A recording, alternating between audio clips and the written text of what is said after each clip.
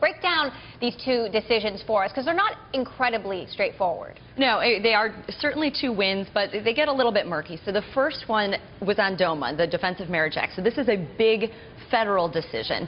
Essentially, you had a widow, Edith Windsor, in New York, who was married, same-sex partner, and ended up having to pay estate taxes. So the court decided today that because if she was married under federal law, she wouldn't have had to pay those taxes. They said that's discrimination.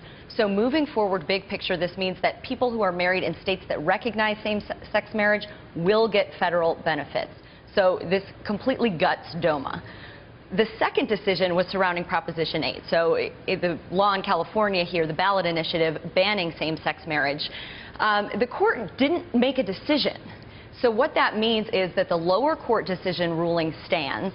Governor Jerry Brown has said same-sex marriages will go forward. County clerks should be ready to perform weddings in courthouses around California. So again, two wins for California. That second one a little bit murkier. Exactly, because the Supreme Court didn't really decide. It just sent it back to the lower court. And the reason was because it wasn't the state of California making the argument. It was proponents of Proposition 8 that were making the argument. So they said there's no standing here. We're going to let the lower court decision stand. Okay. Now, the tech community has actually gotten pretty involved in this. Tell us what the involvement has been. So you had a number of companies, healthcare, financial services, and tech, filing amicus briefs in this case, signing on in the Proposition 8 case, saying that they were against Proposition 8, so they were in support of same-sex marriages.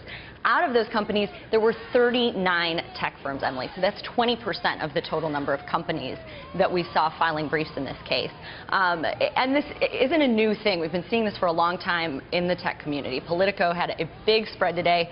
Apple, Microsoft, IBM, some of the earliest adopters of LGBT benefits. Microsoft was actually the first back in 1993. And then you've also got a lot of leaders in the tech community who have been very outspoken about this. Google, Sergey Brin, Larry Page publicly opposing Proposition 8. Leaders at Yahoo, eBay, Cisco, Microsoft, Amazon, Bill Gates and Jeff Bezos, very outspoken on this issue. Some of it has just been public support. Some of it has been thousands of dollars, sometimes millions of dollars going in support of this issue. And Google actually has a fun little search thing going on today in, I guess, celebration. Yeah, and they moved really quickly in rolling this out. So in the Google search line, if you type in gay or gay marriage, you're going to see a little search surprise that they've put in there. It's a rainbow, kind of a rainbow display that you'll see.